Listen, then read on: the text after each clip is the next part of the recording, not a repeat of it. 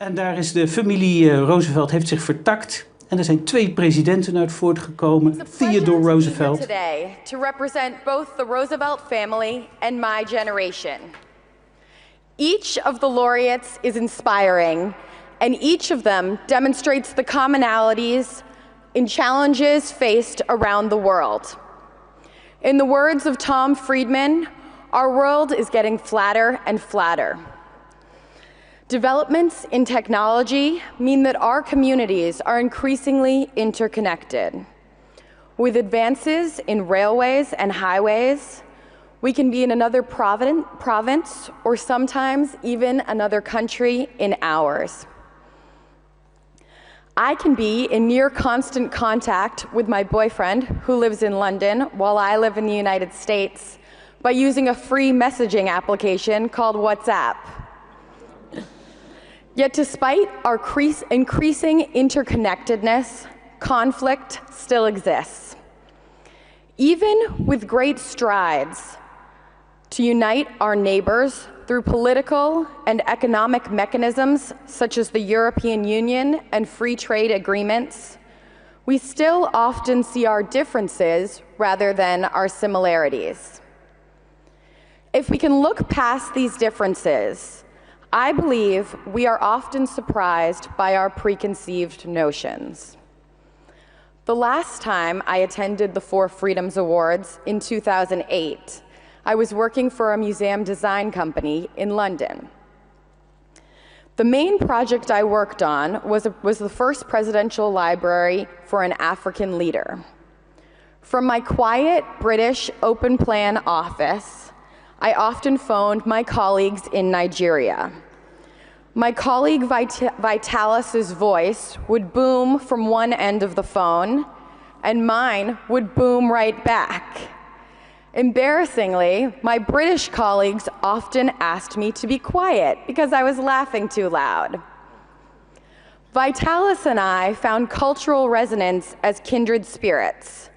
I was surprised because my own expectation was that I would have had more in common with my Northern European colleagues who looked more like me and in whose country I lived.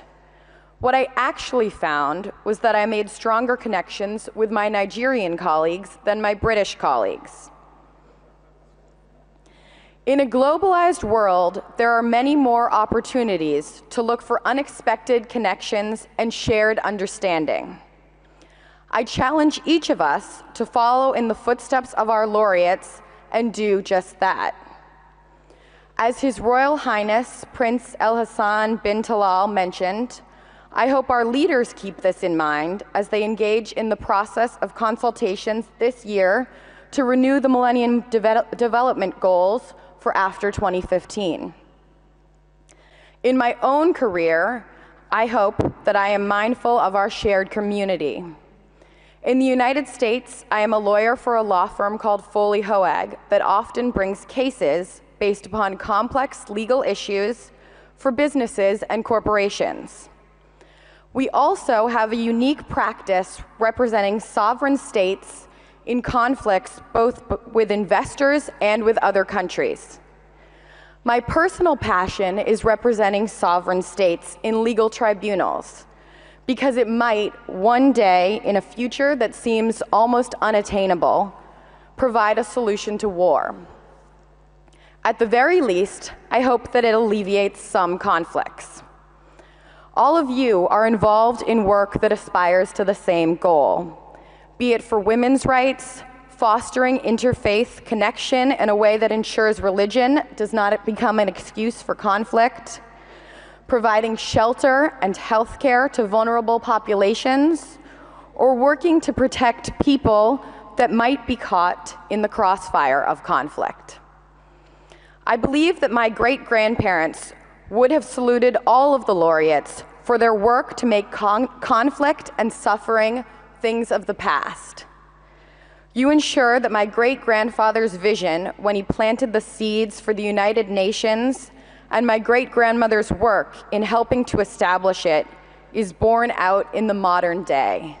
Laureates, I give you my heartfelt congratulations. Tracy, Roosevelt. Het wachten is nu op commissaris van de Koning Han Polman, die het slotwoord gaat uitspreken. Nou, als ik vandaag een slotwoord moest uitspreken, een soort van thema moest aanwijzen, dan zou het wel de islam zijn, die vandaag een paar keer is langsgekomen. Enerzijds verdraagzaamheid en ontwikkeling, anderzijds de Boko Haram. Excellencies, honored laureates, ladies and gentlemen. To conclude this ceremony, we would like to thank the laureates and the presenters. Your example reaffirms that freedom is too valuable to be neglected.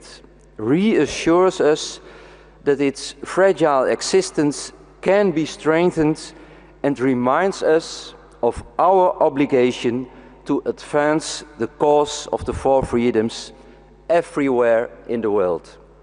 Thank you. Of course, the Four Freedoms Award ceremony will be held alternately in New York and Middelburg each year for many years to come. In addition to the award ceremonies, the Franklin and Eleanor Roosevelt Institute in New York and the Roosevelt Foundation here in Middelburg will continue working together to get the message of the four freedoms across to people, to the youth in Europe, the United States and the world.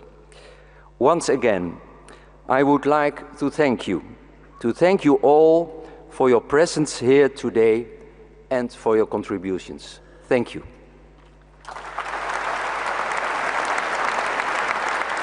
Commissaris van de Koning Han Polman, en hij is tevens voorzitter van de Roosevelt Stichting, die deze ceremonie iedere 2 jaar weer organiseert. Volgend jaar overigens weer, maar dan is de plechtigheid in New York. Dat maakt het een beetje ingewikkeld. En dan zijn de Four Freedoms Awards alleen maar voor Amerikanen, want zo wil de traditie dat. In oneven jaren is het een Amerikaanse aangelegenheid en op even jaren, zoals dit jaar, in Zeeland. En dan is het een internationale zaak met internationale gasten. De belangrijkste gasten, de koninklijke familie, loopt nu naar buiten. Het gezelschap met de laureaten, de koning en de koningin, ik zei het al, andere leden van de koninklijke familie, andere hoge gasten, die wandelen nu naar een ander deel van het abdijcomplex. Daar is een lunch, een beetje een verlaten lunch, want de plechtigheid duurde toch beduidend langer dan we gewend zijn van de Four Freedoms Awards. En na de lunch is er nog een receptie, kunnen ze nog even informeel met elkaar praten. En dan is er ook een plechtig fotomoment. En we hopen als Omroep Zeeland dat we beelden daarvan vanavond in onze nieuwsuitzending aan u te kunnen laten zien. En morgen, zondag, kunt u kijken naar de samenvatting van de ceremonie. Ook bij Omroep Zeeland vanaf 11 uur. En die is de hele dag in de herhaling. Dus als u hem om 11 uur niet ziet, heeft u later op de dag nog volop kans om het nog eens te zien.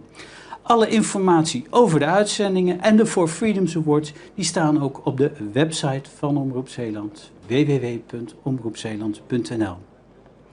Voor nu bedankt voor het kijken en luisteren en vanuit Middelburg nog een hele prettige dag gewenst.